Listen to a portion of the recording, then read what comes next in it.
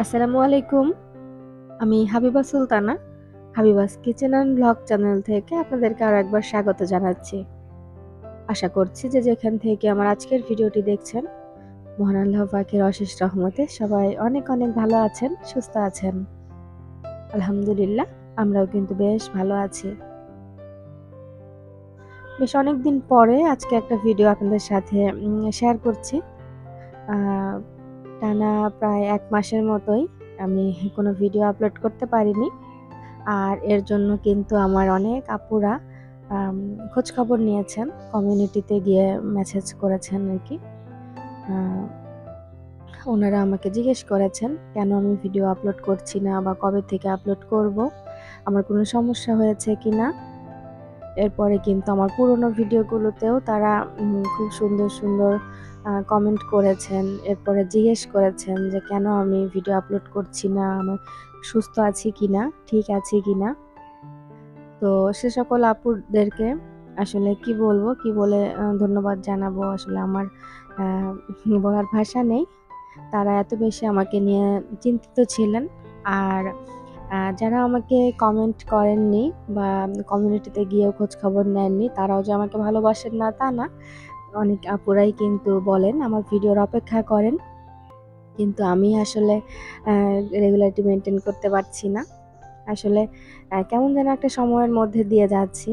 আ YouTube এ আসলে এসব কথা বলে লাভ নেই। আমি উম যে অবস্থাতেই থাকি না কেন, যাই করি না কেন, আ ভিডিও যদি আপলোড না করি YouTube তো ওটা বুঝবে না। তবে আমার যারা উম আ ভালোবাসার আপুরা আছেন তারা কিন্তু প্রতিদিন আমাকে মানে খোঁজ খবর করছেন কেন আমি ভিডিও আপলোড করছি না। তো সে সকল আপুদেরকে বলছি, আপু আসলে আমি হয়তো আরো কিছুদিন এরকম অনিয়মিতই থাকবো।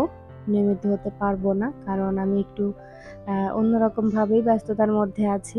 একটা আরকি কি বলবো? স্বপ্নের দিকেই হাঁটছি। দেখা যাক কি হয়। এটা অনেক দিনের, অনেক বছরের স্বপ্ন আমার। তবে এখন বলতে চাইছি না। যদি কখনো আমি সেই পর্যায়ে আসি যে হ্যাঁ, আমার স্বপ্নটা পূরণ হবে, তাহলে নিশ্চয়ই আপনাদের সাথে শেয়ার করব। আর অনেক আগে আমি একটা ভিডিওতে বলেছিলাম, সবার জীবনের গল্প থাকে। তো অনেক আপুরাই কিন্তু আমার জীবনের গল্পটা জানতে চেয়েছেন, শুনতে চেয়েছেন। ইনশাল্লাহ যদি কখনো সময় আসে ছোটখাটো ভালো-মন্দ গল্প করার মতো। আসলে সব অবস্থায়, সব পরিস্থিতিতে কিন্তু কোনো গল্পই মানায় না। সেটা হোক ভালো বা খারাপ। আমার গল্প তখনই কেউ শুনবে যখন বলার মতো পরিস্থিতি আসবে। এই মুহূর্তে কিন্তু আ ২-১ জন হয়তো মনোযোগ দিয়ে শুনবেন, জানবেন। আর তাছাড়া সত্যি বলতে আম বলার মতো গল্প আসলে এখনো হয়ে ওঠেনি। এখনো বলতে পারছি না।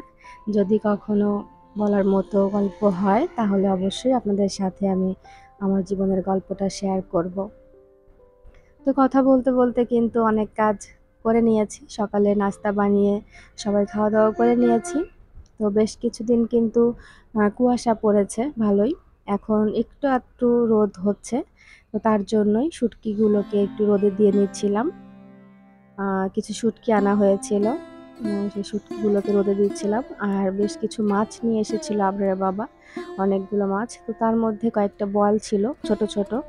তো সেগুলো আরকি রান্না করলে ভালো লাগতো না। তো বলগুলোকেও আমি ছোট, ছোট বল যেহেতু কেটে শুটকি করে নিচ্ছিলাম। তো এই মুহূর্তে যে সকল ভাইয়া, আপু, আঙ্কেল, আন্টি, ছোট্ট সোনামণিরা আমার ভিডিওটি দেখা শুরু করেছেন বা এতদূর পর্যন্ত এসেছেন দেখতে, দেখতে আমি কিন্তু বলতেই ভুলে গিয়েছি। আপনাদের কাছ থেকে লাইক চাইতে ভুলে গিয়েছি। যদি এখনো পর্যন্ত দেখে থাকেন বা এই অবধি এসে থাকেন তাহলে প্লিজ একটা লাইক দিতে ভুলবেন না। আর আপনি যদি আমার চ্যানেলে আজকেই নতুন হয়ে থাকেন, চাইলেই কিন্তু চ্যানেলটিকে সাবস্ক্রাইব করে পাশে থাকা বেল বাটনে প্রেস করে অল অপশন সিলেক্ট করে রাখতে পারেন। এতে করে আমি নতুন ভিডিও আপলোড করার সঙ্গে সঙ্গেই আপনার ফোনে নোটিফিকেশন চলে যাবে। আপনি আপনার সময় সুযোগ বুঝে দেখে নিতে পারবেন। আর অলরেডি যে সকল ভাইয়া, আপু, আঙ্কেল, আন্টি, ছোট্ট সোনামণিরা এই সবগুলো কাজ করে ফেলেছেন, আপনাদেরকে অসংখ্য, অসংখ্য ধন্যবাদ। তো তো দুপুরে আজকে কিছুই রান্না করা হয়নি। গতকালকে যা রান্না করা ছিল, তো অল্প, অল্প আমি আলাদা বাটিতে করে উঠিয়ে রেখেছিলাম। আর সকালের জন্য যে মুরগির মাংসটা রেখেছিলাম, সকালে নাস্তা করেছি আরকি। গোলা রুটি আর মুরগির মাংস। তো ওখান থেকেও কিছুটা ছিল। তো সেগুলো দিয়েই আরকি আজকে দুপুরে হয়ে যাবে। তো সবগুলো খাবার গুছিয়ে নিয়ে তারপরে আমি পাখিগুলোকে একটু আ বারান্দায় বের করে দিচ্ছি। এখন যেহেতু বেশ ঠান্ডা পড়ে, তো তার জন্য কিন্তু তাদেরকে আম একটু রুমের ভিতরেই রাখার চেষ্টা করি। ট্রেগুলোকে একটু ঝেড়ে পরিষ্কার করে রুমের ভিতরে রেখে দিলে তাহলে রুমটাও নোংরা হয় না। আর ওরাও কিন্তু ঠান্ডায় কষ্ট পায় না। তো সেজন্যই আরকি তাদেরকে এখন একটু বাইরে বের করে দিয়েছিলাম। কারণ রুমের ভিতর থেকে খুব চেঁচামেচি করছিল বাইরে বের হওয়ার জন্য আরকি। তো খাবারও শেষ হয়ে গিয়েছে তাদের। তো খাবারও দিয়ে দিচ্ছে এখন। আমি জানি না আমার ভিডিও আপনাদের কাছে কেমন লাগে। আসলে যদি ভালো লাগে আ তাহলে কিন্তু মানে পরবর্তীতে আরো ভিডিও করার বা ভিডিও আপলোড করার মতো উৎসাহ পাওয়া যায়। কিন্তু হ্যাঁ, অনেকেই কিন্তু বলেন আমাকে যে ভালো হয়েছে বা ভালো লেগেছে। কিন্তু এটা তো বলবেই। আসলে সেভাবে করে কিন্তু আমি কারো কমেন্ট পাই না। কারণ কাছের যারা আছেন, আপন যারা আছেন তারা কিন্তু একটু কেমন যেন মনে হয় যে আ কেমন চোখে যেন দেখেন। যেমন আমার বাবাও কিন্তু বলেন যে, "এগুলো বাদ দাও, এগুলো করতে হবে না।"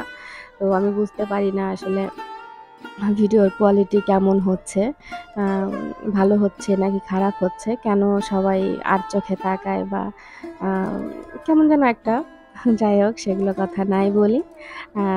আসলে শুরু থেকে যে ভুলগুলো করে ফেলেছি, শুরুতেই কিন্তু কাছের মানুষগুলোকে, আপন মানুষগুলোকে বা পরিচিত মানুষগুলোকে ভিডিওর বা চ্যানেলের লিংক দিয়ে দিয়েছি। তো তারা কিন্তু হয়তো ১ম এ ২-১ টা ভিডিও দেখেছেন। এরপরে আমাকে হয়তো ফলো করেন কিন্তু সেভাবে করে ভিডিও দেখেন না। আবার আমি যে YouTube এ ভিডিও আপলোড করছি এটা নিয়ে কিন্তু বেশ কথা হয়। অনেকেই কিন্তু এরকমও বলেন যে তার বাসায় যাওয়ার দরকার কি? বা তার খোঁজ নেওয়ারই বা কি দরকার? YouTube এ ঢুকলেই তো তার খবর পাওয়া যায়। এরকম কিন্তু আমি আরো কয়েকটা আপুকে বলতে শুনেছি। আপুর চ্যানেলের আরকি ভিডিওতে। কয়েকজন আপু এরকম আ বলেছেন তাদের ভিডিওতে এসে যে তাদের সাথেও নাকি এরকম হচ্ছে।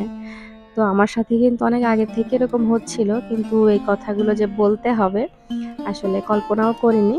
তবে এখন আরকি বলছি।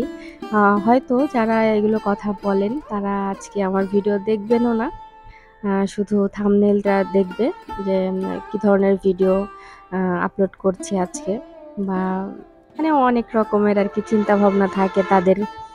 তাদের চিন্তাভাবনা থেকেই তারা কথা বলেন বা অনেকেই আছেন যারা ঘরে এসেও কিন্তু কিছু, কিছু কথা বলে যান।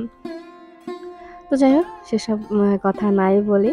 তবে আ তারা যদি একটু ভালোভাবে দেখতো বা ভালোভাবে কথা বলতো, আমার ভিডিও না দেখুক, যদি সেভাবে করে একটু বলতো তাহলে কিন্তু আমি অনেক উৎসাহ পেতাম।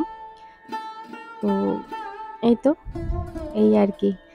ভিডিও করার আরকি সেরকম উৎসাহ পাওয়া বা শক্তিটা থাকে না। এ ধরনের কমেন্ট পেলে বা এ ধরনের মানুষজন যখন আ মানে আলোচনা করেন, সমালোচনা করেন।